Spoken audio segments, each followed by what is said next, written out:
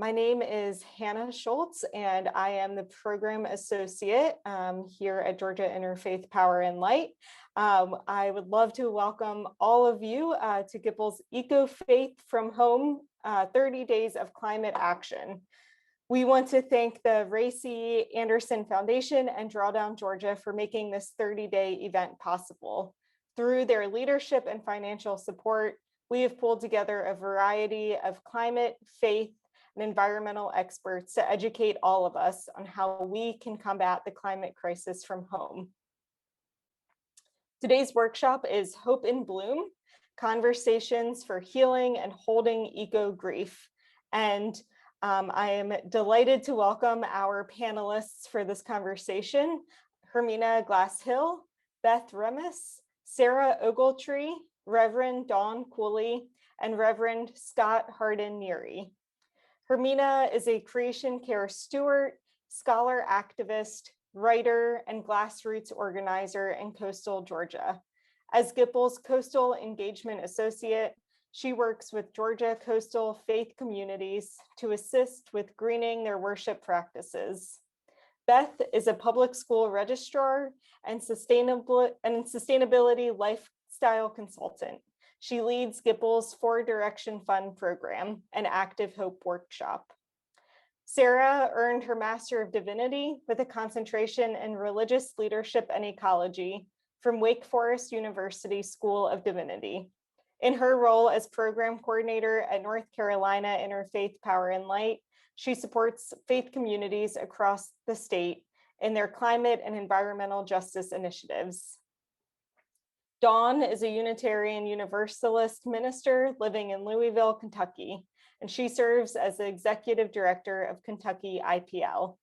Scott is a spiritual director, ordained pastor with the Christian Church, and director of the Creation Care Alliance, where he continues to become aware of the deep connections among pollution, poverty, violence, racism, mental health, oppression, climate change, and spirituality. So thank you all panelists for being here today. A few reminders before this workshop begins. The workshop will be recorded, so you can view and share the recording from GIPL's YouTube page and Facebook page. Please keep your camera off and mic muted until we tell you otherwise. If you would like to ask a question of the presenter, please drop it in the chat at the bottom of the screen. And if you're joining us and you haven't registered for Eco-Faith from Home, there is still time. I will put the link in the chat in just a minute. We would love for you to register and continue joining us for these events. So thank you all for being part of Eco-Faith from Home, and we hope that you enjoy today's session.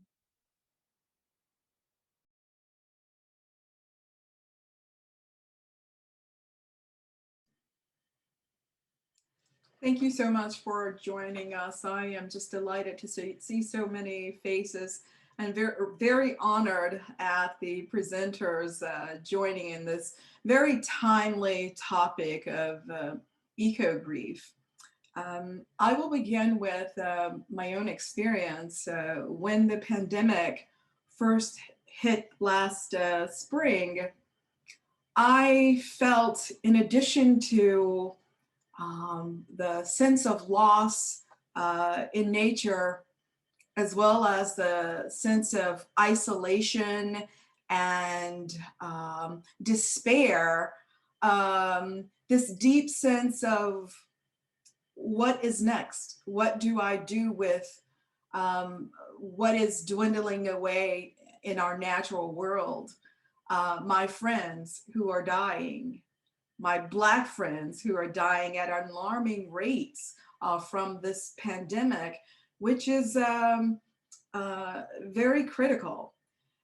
I guess that at that point, I decided that I would begin to find ways to cope with this myself. Otherwise, I would be traumatized, as I had been when I watched daily news of Hurricane Katrina. After that, I was traumatized for months, maybe even more than a year. And from that, in working with GIPL, I have several green teams in which I'm connected to. And what resonated with almost each of the members of those teams was, what do I do? How do I get through this? The despair was very real. And our executive director, Cody Norrid, shared with me this idea of eco-grief and introduced me to Scott and Sarah. And here we are. Eco-grief can be described as grief that is felt in relation to experienced or anticipated ecological loss, including the loss of species, ecosystems, and meaningful landscapes due to acute or chronic environmental change. We've seen that in the last 10, 20 years with climate change here, especially on the coast, in the communities that I engage with. There is sea level rise and flooding and so forth, and it goes on and on. How do we deal with that, and how do we cope with that? So this panel this morning, I'm so happy that you have joined us. And I'll begin by asking the question, how do you panelists see eco-grief and climate in this climate action space? You can share your answers through stories, distinct experiences, and also share why does it even matter? And anyone could go.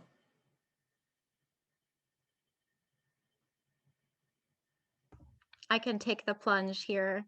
Hi, everybody. Good morning. It's wonderful to be with you. I see ecological grief showing up in climate action spaces in a variety of ways. And I'm sure that will be echoed in the answers by my colleagues who are speaking today as well. But a couple of pieces that I would highlight, I certainly see ecological grief showing up as a result of climate impacts. So climate impacted communities who are being forced to leave their ancestral homes because of climate change, communities who have lost their way of life and their livelihoods, farming communities who can no longer farm because of saltwater infiltration or drought or flood. There is deep grief in that, deep loss in that. Ecological grief shows up in the wake of storms, as Hermina was naming, in the wake of Hurricane Katrina and other hurricanes. The victims of natural disasters are at an incredibly higher rate, experience a much, much higher rate of anxiety and depression, PTSD, and also suicide. And so ecological grief and the mental health impacts of the climate crisis is a part of what we're talking about when we have this conversation. Another place that I see ecological grief is with those of us doing this work more on the activist side or as scientists. Sometimes those folks are also climate impacted or also experiencing the wake of storms. So there's certainly ways to experience multiple identities here. But those of us who are walking through the world with the knowledge of the IPCC climate, with climate science in our minds, those of us who are carrying that as we walk through the world, that's a heavy knowledge to carry, particularly when we know that we don't have a lot of time to address the climate crisis. And we know the catastrophe of not addressing the climate crisis in a just way. We know that we're already suffering countless death as a result of the climate crisis. This isn't just something that's happening down the road, right? This is happening right now, and it is impacting impoverished and Black and Brown communities most significantly. And so there's that justice piece that is heart-wrenching. That knowledge of walking through the world, knowing that the world is changing, knowing that there's a deep justice implication here, and that we have so much to do with so little time, and then seeing it not happen in the way that it needs to happen. There's a lot of grief and anxiety and fear that happens in those spaces. And just to connect it to my own story, I've been doing climate work for almost a decade in some level. You know, I started this work really as an undergraduate student, and then in divinity school, and now in the nonprofit setting. And I was incredibly depressed as a college student because of what I was learning in my classes as we studied the climate crisis from various perspectives. I was depressed, I was anxious, I was afraid. It didn't feel like there was a future. And the justice pieces of that just undergirded, you know, the deep sadness, and that could even become debilitating. So initially, I found my hope and faith, and in doing work with faith communities. And sometimes I wake up and hope is a little bit hard to find. Sometimes it's a little bit hard to find. So for me, ecological grief work was a necessity. It was something that I had to do to sustain my own activism, to keep my heart open, to continue to be loving, to continue to be kind, to not become jaded. And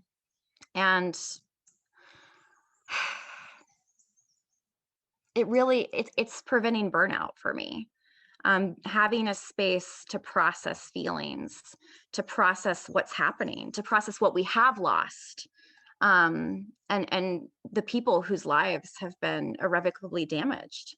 Having a place to mourn and grieve and be with others has provided me the grounding to move in my activism in a way that is rooted and that continues to be connected to love, because I do believe that we grieve what we love, and grief is an expression of love, and it connects us to the divine. And so it's just been a necessity to me to have a space where I can show up authentically with how I'm feeling in a moment. And also it's been helpful to me to be able to recognize that I can grieve and also feel joy, and I can do that simultaneously. And I can hold hope and despair simultaneously. And kind of breaking that binary has been helpful. So that's a little bit of an introduction for me.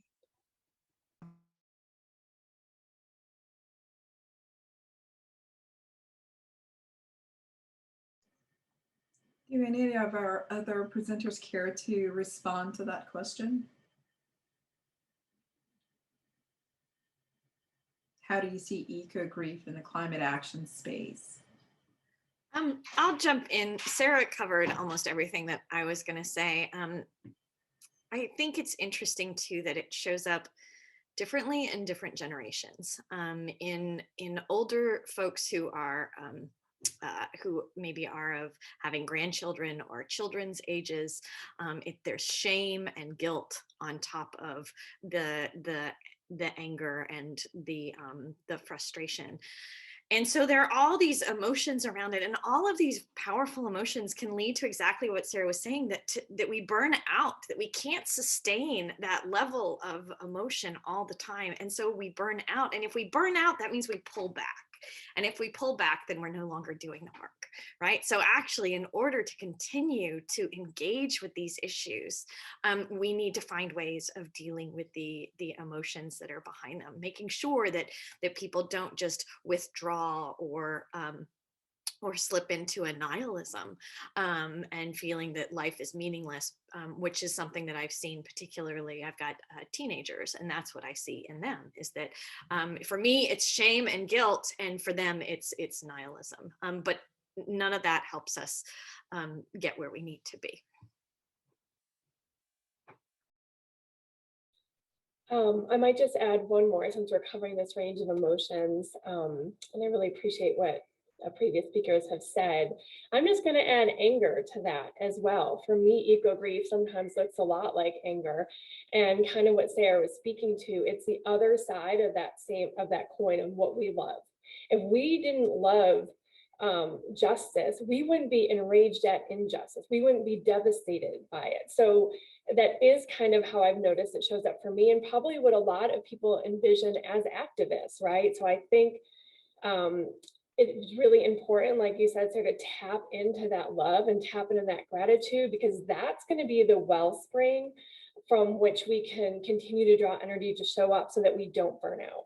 So just kind of, and one more thing I'll just add to, is that it's completely normal for us to be feeling this eco grief. I mean, we are part of Earth's living system and we are responding to what is going on. So, it shouldn't be pathologized. I mean, this is a very real an adaptation to what we see happening in our world today. So I just want to recognize that as a strength as well, that people are feeling that, and as evidence of our inner being, the fact that we can feel pain on behalf of our fellow citizens, people around the world, and these habitats and other communities. I mean, that's evidence of that connection.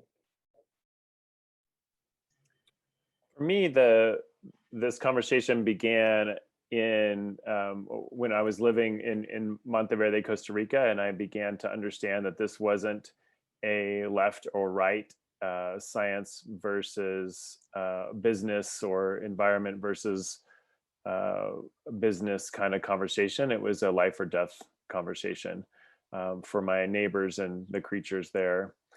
And then whenever I was here in Asheville in Western North Carolina, I began to do the work, like talk about solar panels and dream about composting, solving the climate crisis, and people were inviting Creation Care Alliance into their faith community space to teach about hope. Really, most of what I was invited to do was talk about hope in the midst of this crisis. And what happened regularly, and this is kind of one of the first times. I was in a Quaker Community of Friends meeting, and we had just presented about how they might engage in climate solutions as a faith community, and how they might use their land for conservation and buildings for solar and clean energy. And a woman shared with me at the end about her grandchildren, and they were like 8 and 10 years old, and how terrified they were about the climate and about their future. And she spoke to me with the group with tears, as she expressed the emotions that you all have already named, that her grief, her anger, her awareness of her own complicity as a 65-70-year-old person, and then her absolute sorrow for her grandchildren, who would have a different world than she did. And it became clear to me that solar panels weren't enough for the faith world, that hope was not enough. It was incomplete. And so I had a little bit bigger ears after that meeting for people who were expressing this sadness. And so I began to see more and more people coming to us for the answer of hope, and we couldn't give it to them in the way that they wanted. Faith communities couldn't answer in that way. And that's not what faith, in my faith tradition, Christianity, we don't only offer hope. There is anger, there is deep grief and death and darkness as part of our story. And so we began to look at a holistic way of engaging climate, not just in this kind of clean energy way, but in the emotional and psychological and the social ways, but then also looking at our whole people, how we might invite a conversation around hope, but also around the grief and around the lament. That none of those places are adequate. Like just lament isn't enough either. And so how do we continue to invite this holistic approach to climate and to a future that's more viable? So that's a little bit about what we're thinking about these days. Thank you for that. I've begun to think about it myself here on the coast in terms of these really deep conversations with Black folks, African American Gullah Geechee people here on the coast, and the centuries in which they have been insulated on this coast in ways in which, you know, this beautiful ecosystem exists, and the water, the ocean is there. And now there is this change in life in terms of the immediate people and the culture, as well as the creatures and the sea level rise, which is impacting livelihoods, which is impacting the culture and the arts that's a part of that culture. And I see this in conversations, and oftentimes there is not the language or the knowledge to name what the loss is, but from being one sentient being to another, you know that that's what they're talking about. And that can be a conversation as simple as, you know, I used to fish at Cay Creek all of the time when I was a child. And ever since the chemical spill 5 years ago, the mullet just ain't been jumping the same way. You know, in the good old days, we could feed our family for months. Now we just can't do that. To reinterpret that is to say,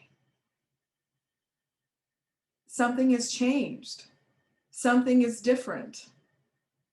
And for those of us who are in this space, we can name it. So I see a big responsibility for myself at GIPL in providing education and outreach around how do you name these experiences? Because this is a loss. Truly, it's a loss of the natural environment. It's a loss of landscapes. And it's a mourning and a sorrow for what was. And I think that when we're working with communities, we have to be able to listen in this very deep kind of way, and listen between the lines, as I tell my kids, listen to what they're not saying, and as well as what they are saying. So with that, how can communities be supported in this kind of work?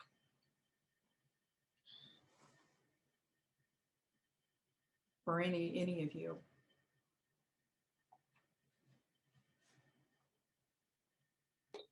I'll just jump in. What's coming to mind is kind of exactly what you're saying, Hermina. Like, you're giving them a chance to speak into this and to share this with each other. And until we can meet in person and do that, just the fact that you're reaching out to them over the phone or over Zoom calls is so important. And it's part of the work that I do and the sacred activism workshops for congregations, is giving people to express what is going on. And it's almost like, it's part of the spiral. The first is gratitude, because I find gratitude very grounding, and it kind of gives us some stability, and when we're allowed then to open up to our grief.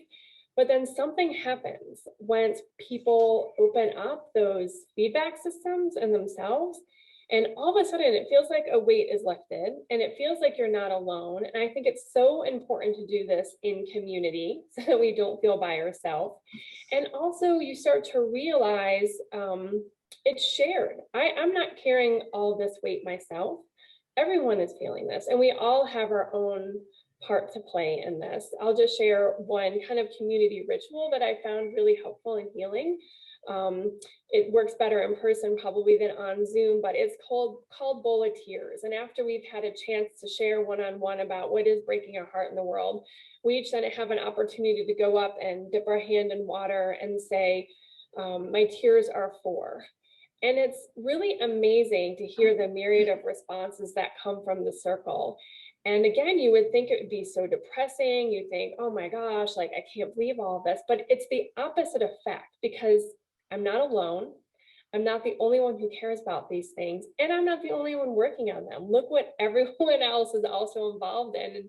And there's so much wrong in our world right now. And there's a lot of great too, and hopefully we'll get to that a little bit as well. But it can feel overwhelming, but just to know that I don't have to shoulder it all. I can do my little piece, and Hermina has her little piece, and Reverend Dawn has her piece, and Reverend Scott and Sarah, you know, they're all holding up their end of it. And there is something very heartening and enlivening actually about seeing that conversation take place.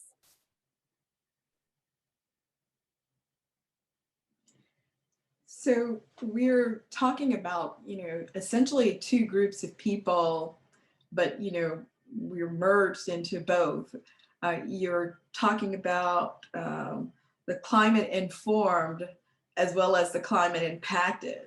The informed are a part of the impacted because we're human. And so with those of us who are a part of this group with a knowledge base of these deep losses in the world, how do you minister or reach out to each other and then others in your faith communities? Because I'm sure that many members of congregations and faith communities are expressing these feelings and thoughts in various ways. One thing that I've noticed in my work with faith communities and with folks who have been invested in the environmental movement and environmental issues and climate issues for a long time is often that we're pretty entrenched in activist culture, which isn't all bad. But I think mainstream activist culture is kind of like go, go, go, right? There's so much to do. We don't have a lot of time to do it. And we'll stop once we fix it. We'll rest once we fix it. We'll feel once we fix it.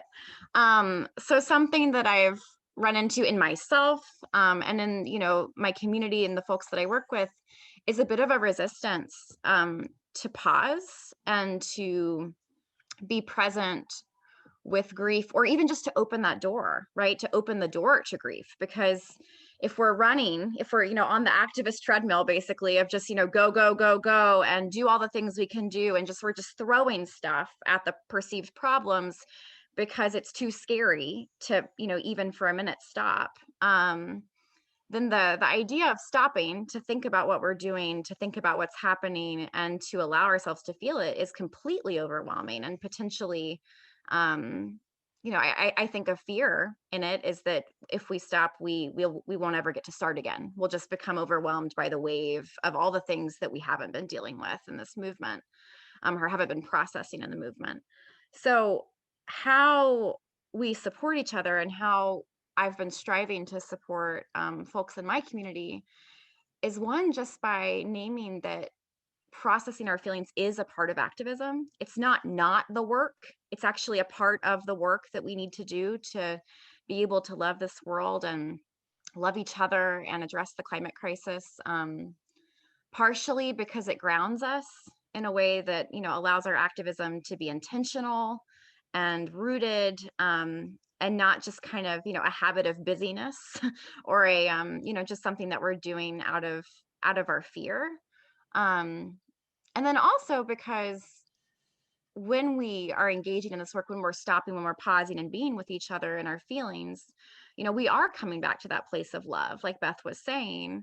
And that allows us to be the kinds of activists that we really want to be. We don't just want to have a world in the future. We want to have a loving world, a beautiful world, a compassionate world, a just world, an equitable world. And that requires that we, stay connected to these values. And I think mourning is a part of that, because I think mourning is it connects us to our joy as well. It's the spectrum of feelings. We have to stay in tune with the fullness of our feelings. So I guess in some ways it's just been permission to feel, permission to rest, acknowledgement that this is a part of what we're called to, and this is a part of the work. And then the support of doing it with others, because it is scary to do by yourself. Dawn or Beth, would you like to respond to that? I see you've added comments in the chat. Yes, absolutely. One of the things, Hermione, you mentioned that, we're all human beings, and I think we forget that. Right? Like, I think that this activist treadmill and activism treadmill, the crisis is never gonna, in my lifetime, the crisis is not gonna likely be passed. And so how do we actually treat one another like human beings. And I know I've been really inspired by the work of Adrienne Marie Brown in Emergent Strategy and Pleasure Activism, and this understanding of ourselves as whole human beings, right? And that feeling these feelings and taking time out to rest is a part of activism. It's a much more holistic approach. And we need each other, right, to call each other back in, to take turns stepping up, and to be in this together so that we're not alone. Yes. I'd say another way of thinking about it is in the same kind of vein as this holistic work is that our work as activists and as in GIPL and NCIPL and Creation Care Alliance is to encourage and empower congregations or individuals to do a few different things. And one of them is around mitigation.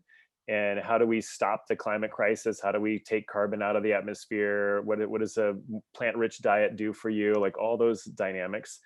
And then the second would be adaptation, which we talk about here, and how do we raise the ports? How do we plant seeds that are going to be more hardy in a ecosystem that's a little warmer or a little drier, like those sorts of adaptation actions.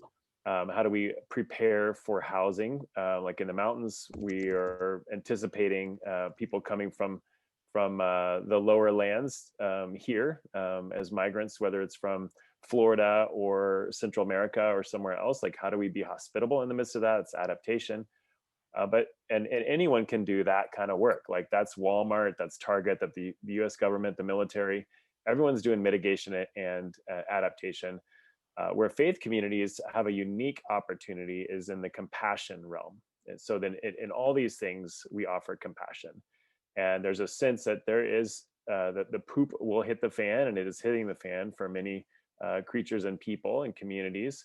And so how do we respond in the midst of crisis? And so that's where this kind of practice of compassion will allow us to be a little bit more human, like you were saying, Hermina. A little bit more human in the face of this crisis.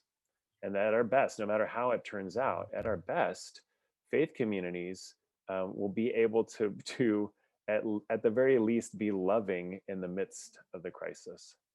And so my hope is for us to do all the things, you know, but also to trust that we can't do all the things. Like we can't do solar and compost and advocate at Raleigh and all those things. But it's all right for us to pick one or two where we're being invited by the Spirit or by our congregation, and then to trust that that's enough for now. And then the other piece around the compassion, not just for compassion for others, but for ourselves. And I think you all named this beautifully. Just how do we allow ourselves the space to be sad, to the space to experience joy and not feel guilty for. And then the last would be, I think clergy, especially in this time of pandemic, are experiencing stress that is unprecedented because they have been asked to turn into technology gurus as well as theology gurus and social crisis gurus and as well as pastoral care experts.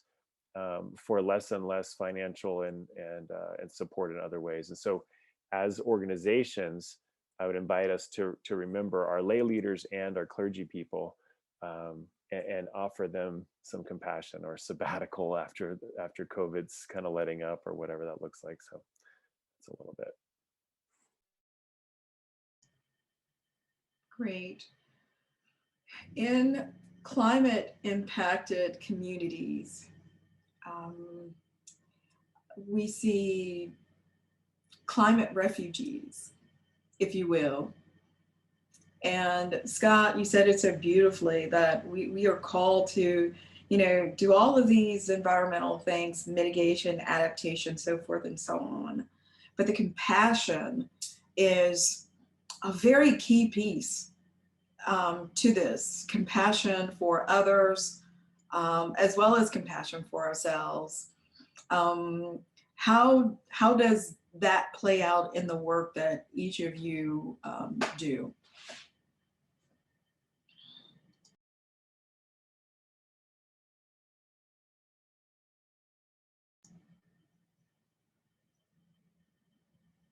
I know here on the coast, Hurricane Irma and the hurricane before that, typically in the cities between Savannah and Brunswick, which is further south, the most vulnerable among us have to leave home, not because they desire to do that. They have to go to a central location and perhaps board a bus that takes them further away from everything that they know and love and are familiar with. And possibly they might not return to their home because it might not be there. And this is the kind of compassion that we've had to do in our local congregation, the Presbyterian Church here in Midway, is, you said it, Scott, how do we practice hospitality? And then to add to that, hospitality in the midst of a global pandemic. I have myself, and I'll just be honest, I've had to say, I'm not sure I can open my doors now because it becomes an issue of your own self-preservation with this pandemic. Have any of you experienced anything like that, like this before?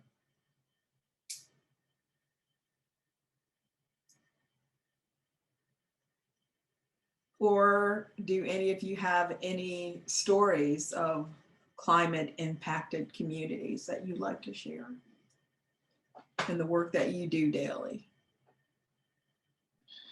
So I'll just add, I didn't really ever think this would come into play, but as Hannah mentioned, I actually am a school registrar. I work at an elementary school outside of Stone Mountain, and it's a beautiful, diverse, like 80 languages spoken community. So that said, we see people from all over the world, and we definitely have had families relocate here due to losing their homes on the islands and in storms. And just seeing their bravery and resilience to start over again. Sometimes they have family here, sometimes they don't. And helping them get those resources in place. So I would actually say schools, in addition to faith communities, are doing a great job of trying to help relocate and restabilize families who have suffered those losses. And certainly, yes, the global pandemic has added a whole another layer to it. But there are a lot of helpers everywhere, even in the middle of this. There are communities and organizations and faith communities just helping people out, serving food. We have a Muslim community here that has had food banks for people. So yeah, you can find evidence of the helpers even amidst everything going on.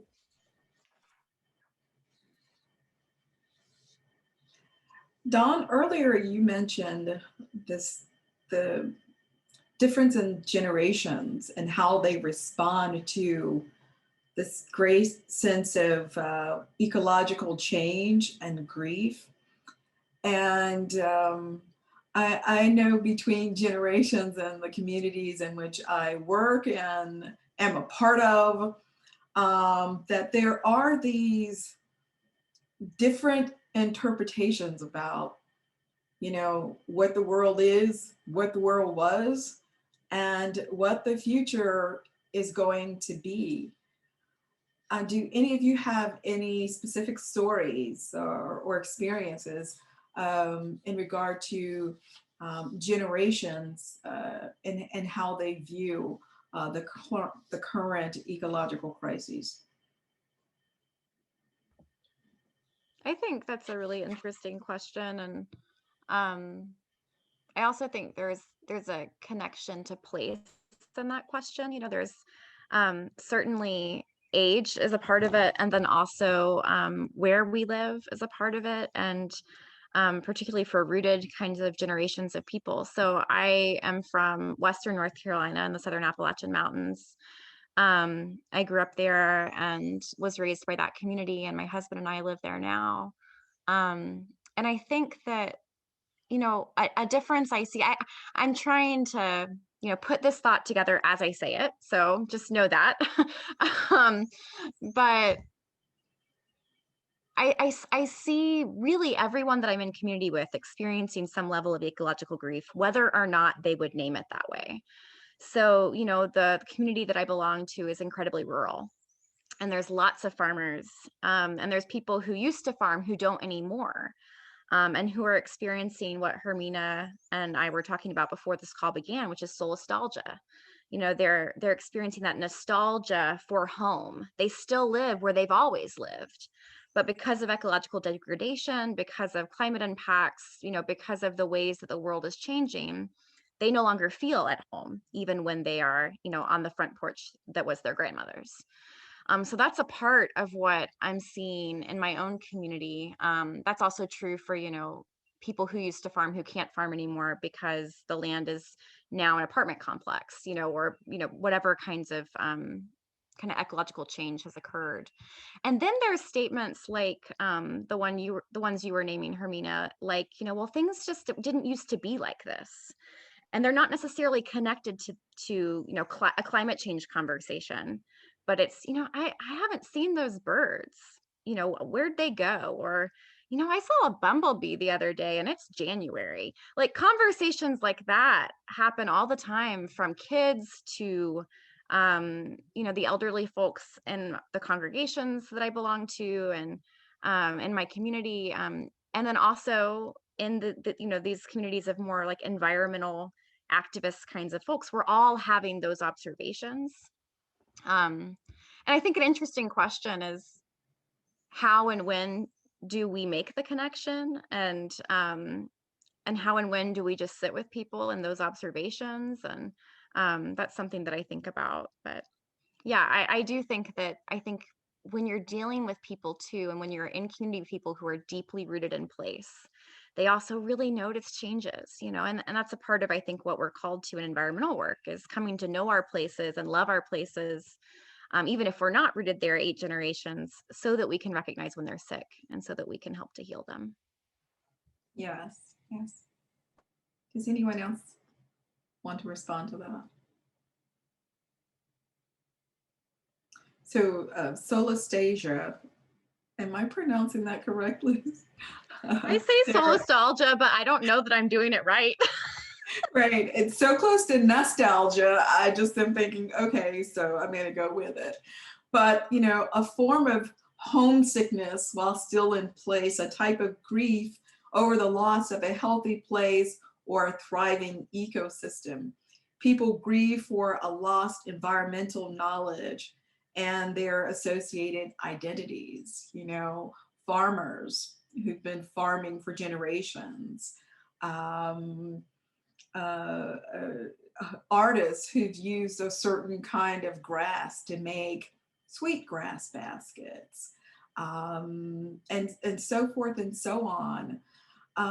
Do any of you have any of those kinds of stories in the work that you do?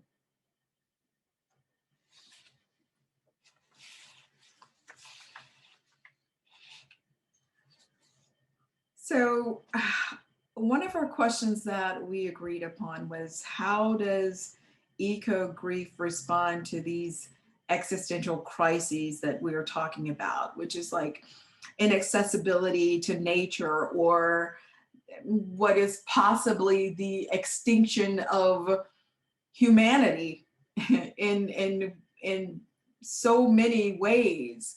That's something that I think about myself in terms of, you know, is there an end to this? When will we reach that net zero, when the birds will come back consistently, and the insects that are so critical for the microenvironments for birds in a certain ecosystem.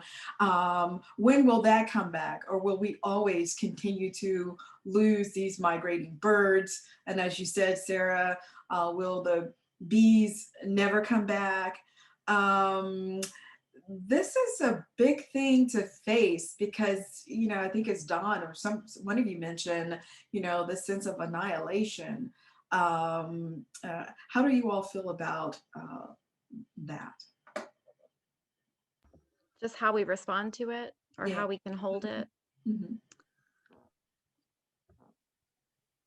I think so. I just kind of want to ask Scott to talk about the ecological grief circles. The Creation Care Alliance has been a part of creating this community kind of grief experience. And I think it is one of the ways that we handle this, but I want to call on you, Scott, if you don't mind sharing that. Yeah, definitely.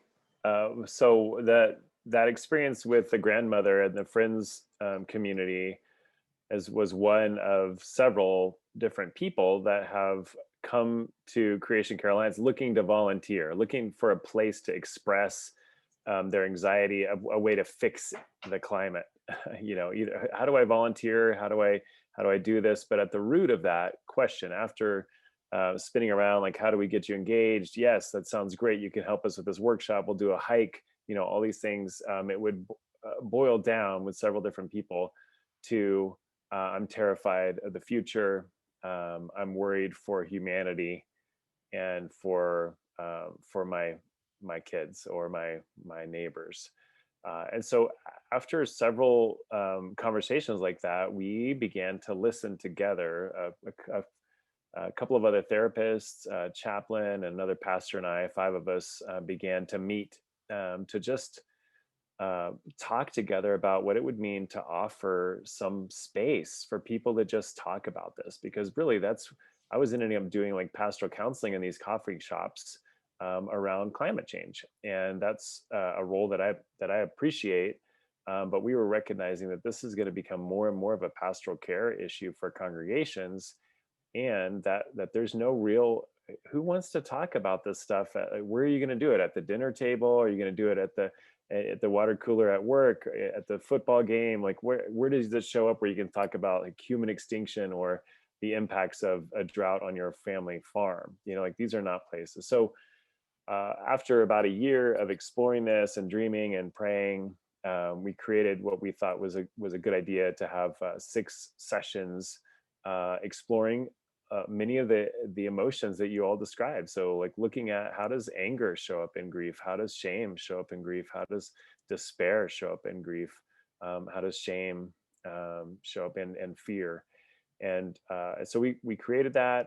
We took a pause whenever the pandemic really hit. And then when George Floyd was murdered, it became extra clear to us that we couldn't hold back that experience any longer. And so recognizing that grief was way bigger than climate, that we have a social pandemic, and a pandemic of COVID, and a climate pandemic, kind of the triple pandemic of race, COVID, and the climate. And so we began to offer a Zoom rendition of this, of eco grief circles. Instead of climate grief circles, we imagine eco, which is the root of like home, looking at our common home, and how do we explore that, provide courageous and safe space for people to do embodied rituals, to kind of dance a little bit with the shadow of their own lives, in a way that has some people around them, with a little bit of a safety net. And so it's now a 7-week class. We've done 6 cohorts, so about 85 people have done it, and we continue to receive good feedback from people. It's that we're trying to design it in a way that would do no harm. We're realizing that we're asking people to explore really difficult emotions, and that it will be simple enough for lay leaders or people with no background in mental health to be able to offer the space. So it's that dance of doing the both and. Like, we want to provide the tools to do this responsibly, but also make it easy for people to do it, because if there's, as a 101, there's not a whole lot out there. Knowing that we want people to see mental health professionals, to see their clergy people, to seek those things out, but this is a way to begin the conversation at the very least. Is that kind of what you're thinking, Sarah? Is that helpful? Yes, absolutely. And Sarah and Don have been a part of those circles and are now, Sarah has led some of those circles, and Don will be leading one of those circles in a couple of weeks. Yeah, if you could share your experiences in the Eco Circle training, if you will, Sarah and Don. Well, I will say that I had heard about the ecological grief circles, and it's something that I wanted to participate in. And in order to help facilitate, you have to go through it yourself. And I cannot even tell you how resistant I was.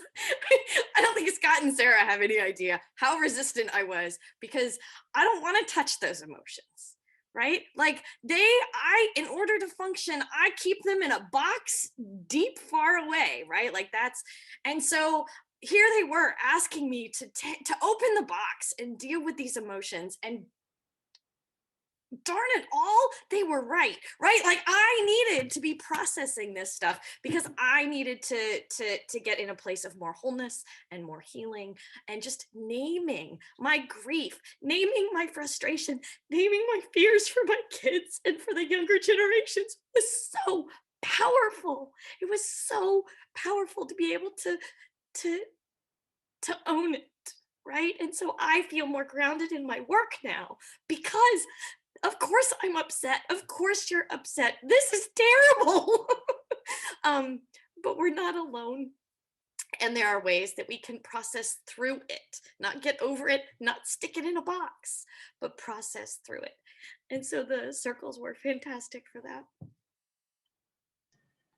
Thank you so much for sharing that and sharing your emotions regarding it. Yeah, thank you, Dawn. I mean, I agree. I think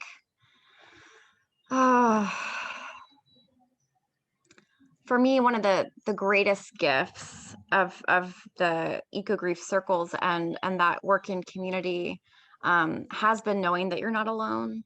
And that being such a clear, it's a teaching, it's said literally, usually in one of the teaching moments of the gathering, that we all experience this feeling, whether it be anger or shame or despair, sadness, whatever it may be. We say this is something we're all feeling, and hearing that is helpful. And then having a space to come together and have the feelings that you have around our world validated as real and important. I think, I don't know if this is true for others of you listening and other speakers on this call, but sometimes I have very well-meaning friends who really, really don't understand, why I am so worried. And that can be hard. It can be hard to, to be in spaces in which your deep fear or deep sadness for the world is kind of treated as superficial, or well, can't you just be happy? Or kind of just moving. But let's look on the bright side. And ultimately this comes from, I think, a fear that our broader culture has of emotion, and an aversion to feelings that are not happy. I think that that's true. I think that that's a broader issue that we have. And so I don't fault, folks, but coming to a place where everyone there is holding, honestly, authentically holding their emotions, and coming and hearing your emotions and validating them, and saying, I'm with you in this. This is hard. that's really healing. It's really, really healing. Thank you for that, Sarah. Joanna Macy, I have this quote that says, "The heart that breaks open can contain the whole universe." Beth, can you speak to that? And Joanna Macy's perspectives on eco despair. Sure, I'd love to speak to that. And I put her link in the chat here. She is a root teacher of the work that reconnects.org, which is what I facilitate. She is going to be 92 in May. So she is the living example of what sustainable activism looks like. And her work was initially called From Despair to Empowerment. So it very much was those eco grief circles that then, opened up. And like I said before, when you release it, there's a new space that emerges, like that heart that breaks open can hold the whole world. And part of it is trust it and keep breathing. Trust that feeling. Again, that example of our inner being and our interconnectedness. And I will also tell you what Joanna Macy has said since I've studied her work years ago and now, is she said, this is an incredible moment to be alive. And Sarah, I really do love what you said, and I agree that there is an issue with that toxic positivity culture that we sometimes have. So I'm not saying that, I'm just saying it more as an empowerment. But we really are at a precipice right now. And these next 20 years are very important and are going to probably determine the fate in many ways of our children and our grandchildren and hopefully our grandchildren's grandchildren. And it's an incredible time to be alive. And she would also say, don't believe anyone who tells you how it's going to end. No one knows that. It's about doing the next right step. I mean, think of all the things that we embark on from a sense of love without a guarantee. It's a marriage or a child or a pet or whatever it is that we do in life that we do because of love, and we don't know how it's going to work out, but we do it anyway. And she would really encourage us to do the same with our love for the world and whatever sphere we feel that we can contribute. So I'm not going to not go to something because that might not stop climate change. I'm not doing it. No, it is the path that goes towards that, and it's one step in that direction, and that's enough. And she did grow up in a Christian family, and she also became a scholar of Buddhism. So you will see that value of that non-attachment to the results, and how sometimes that attachment to the results can stop us from action. And really her teachings are no, you just have to do it. The next step, the next right step. How, and I ask that every day, my prayer is, how can I be of service in this world? Show me and I will do it. What does my love and action look like today? Amen. Thank you, Beth. Thank you very much for that. And I want to thank all of you for participating in this workshop. This is a critical piece of the environmental work that we're all engaged in, and the environmental activism that we're engaged in. How do we ourselves, as the climate informed, as well as the climate impacted, how do we move forward in hope, understanding and knowing that if we don't work together, we're doomed.